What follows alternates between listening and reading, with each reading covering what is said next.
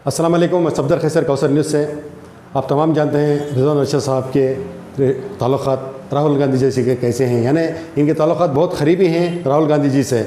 चूँकि कल 3 तारीख को राहुल गांधी जी का मैसूर तशरीफ़ आवरी हो रही है। इस पदयात्रा को लेकर सारे मुल्क में चर्चा है। कल मैसूर वाले देखेंगे कि इंशाल्लाह वो जो तरतीब दी गई है उस तरतीब के हिसाब से यहाँ से पटन का रास्ता गुजरेंगे।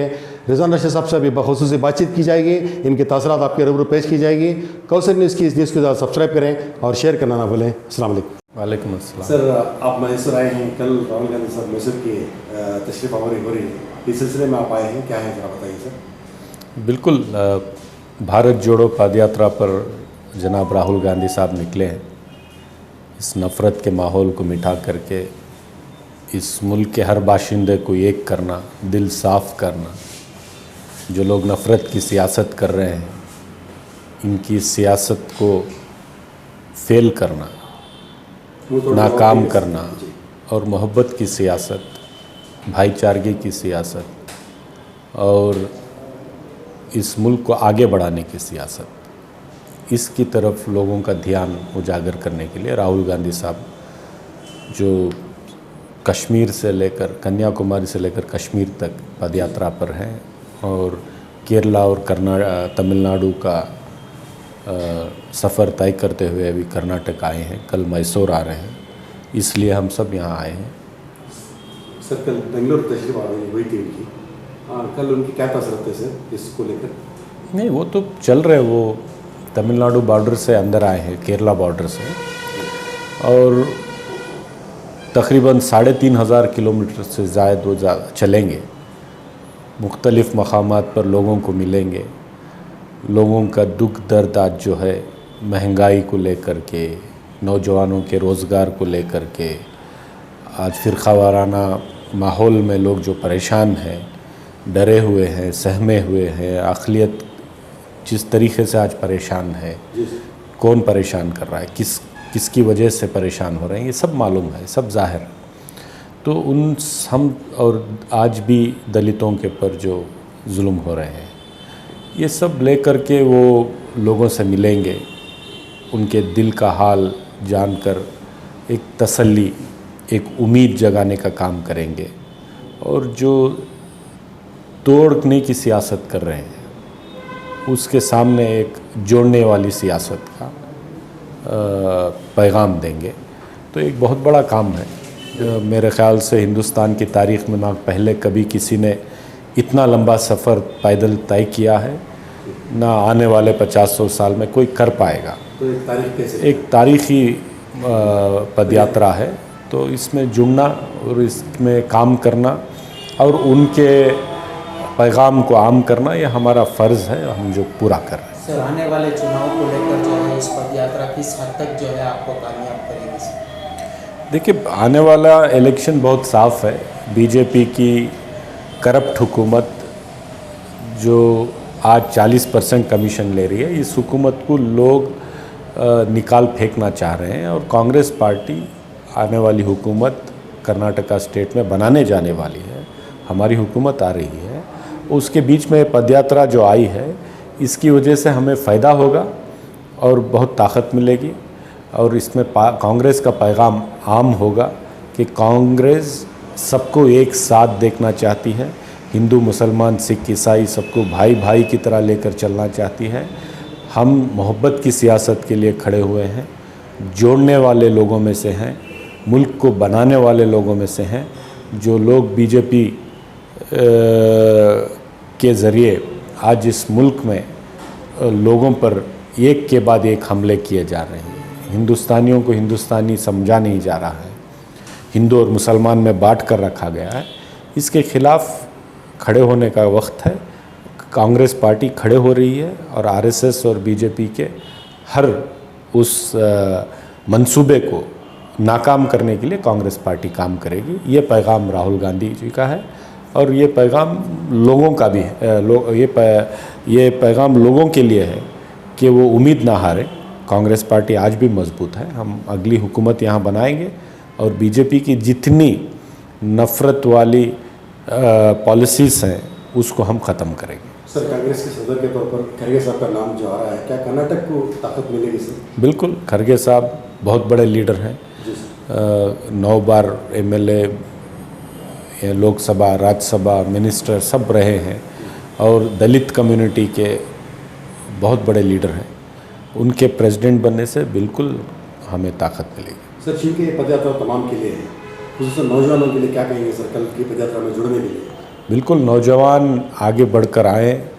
जो लोग इस हुकूमत से परेशान हैं, रोज़गार की तलाश में है, ये हुकूमत के महंगाई से, इस हुकूमत की नफ़रत की सियासत से, इस समाज को तोड़ने की साजिशों से जो परेशान हैं, जो चाहते हैं कि अमन और अमान रहे, प्यार और मोहब्बत रहे, अमन अमान रहेगा तो नौकरियां मिलेगी, बिज़नेस बढ़ेगा, लोग इन्वेस्टमेंट लाएंगे। अगर अमन नहीं रहेगा तो इन्वेस्टमेंट कहाँ से आएगा, बिज़नेस कहाँ से बढ़ेगा, नौकरियां कहाँ से मिलेंगी। तो इन सब नौजवानों को आगे आना चाहिए और राहुल गांधी जी के साथ कदम से कदम बढ़ा करके इस मुल्क को जोड़ने का काम करना चाहिए। सर, दिसंबर तक जो है बीबीएमपी के चुनाव करना करके ऐसा आया है, तो उसको लेकर आपका क्या कहना है सर? बीबीएमपी का वहाँ पे बेंगलोर में बात करेंगे। चलो सर, एक सवाल है। इस तरह अक्सर हमने देखा है आपको अखबारों में और बहुत सारे सोशल मीडिया पर, आप जो है हर जगह सुर्खियों में हैं। किस लिए बोले तो तरक्याती कामों को लेकर शिवाजी नगर में खासकर जो है आपके, हमने बहुत सारे आर्टिकल देखे, आपके वीडियोस देखे। एक वाकई में एक एमएलए के लिए ये जो तरक्याती काम जो है कितनी ज़रूरी है और एक एमएलए को कितना बढ़ चढ़ कर जो है इसमें हिस्सा लेकर जो है अपने हल्के को काम करना होगा। देखिए, ये हमारी अखलाकी ज़िम्मेदारी है कि हम क़ानूनदान भी हैं और लोगों के सहूलियात के लिए, लोगों की बेहतरी के लिए, उनकी ज़िंदगी आसान करने के लिए हम तरक्याती काम शुरू करें। एक आम आदमी को ज़िंदगी बसर करने के लिए क्या चाहिए?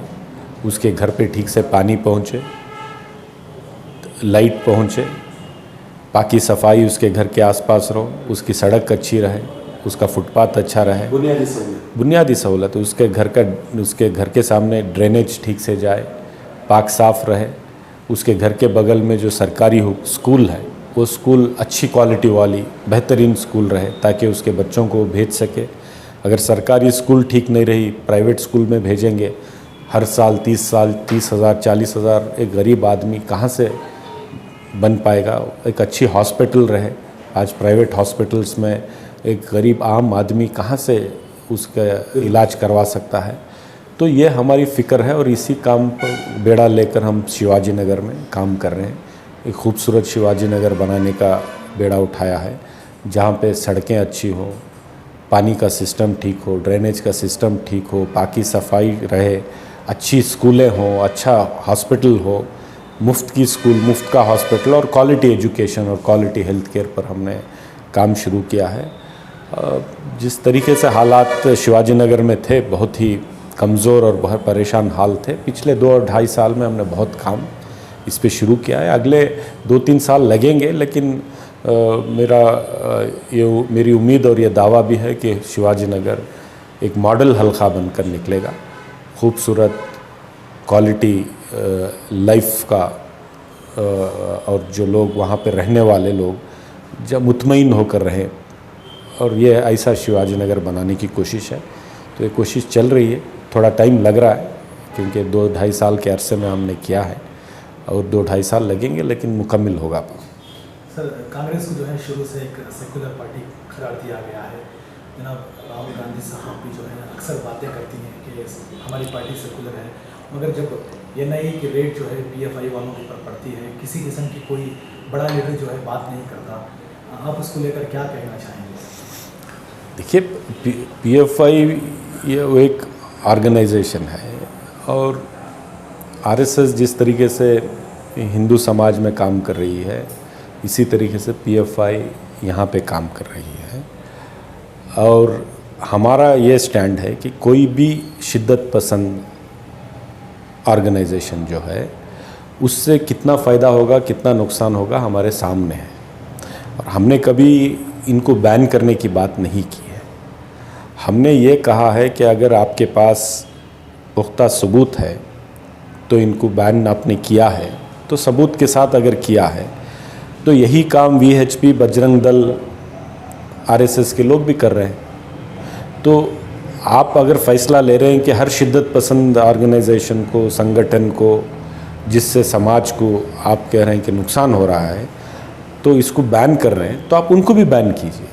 अगर फैसला होना है तो सारे शिद्दत पसंद ऑर्गेनाइजेशंस पे हो, नहीं है तो सब कुछ छोड़ो, अपना काम कर रहे हैं, वो भी शिद्दत पसंदी कर रहे हैं, ये भी कर रहे हैं, एक दूसरे को दिखा करके ये भी सियासत कर रहे हैं, वो भी सियासत कर रहे हैं। तो सिर्फ इनको बैन करना और उनको नहीं बैन करने में क्या मतलब है? बैन कर रहे हैं तो सारे शिद्दत पसंद ऑर्गेनाइजेशंस को बैन करिए, नहीं कर रहे तो सबको अपनी अपनी सियासत कर कर इस समाज में जो हिस्से बटे हुए हैं, लोगों को परेशानियां क्या कम है, क्या और भी बढ़ाना है तो बढ़ाए, उसमें हमारा कोई ये नहीं है। तो हमारा स्टैंड ये है कि हम हर शिद्दत पसंद ऑर्गेनाइजेशन के खिलाफ हैं, तो इसका शिद्दत मतलब पसंदी से आपकी नज़र खिलाफ। में पीएफआई शिद्दत पसंद है? मेरी नज़र की क्या बात है कि आपको समझ में नहीं आता क्या है? तो आपको आप भी जानकार हैं, मैं क्यों बोलूं कौन शिद्दत पसंद है कौन नहीं। तो आरएसएस आज फ्री क्यों है, बजरंग दल आज फ्री क्यों है, संघ परिवार के सारे लोग आज फ्री क्यों हैं, सिर्फ इनको क्यों बैन किया गया है, ये बात है। अगर बैन करना है तो सबको करिए।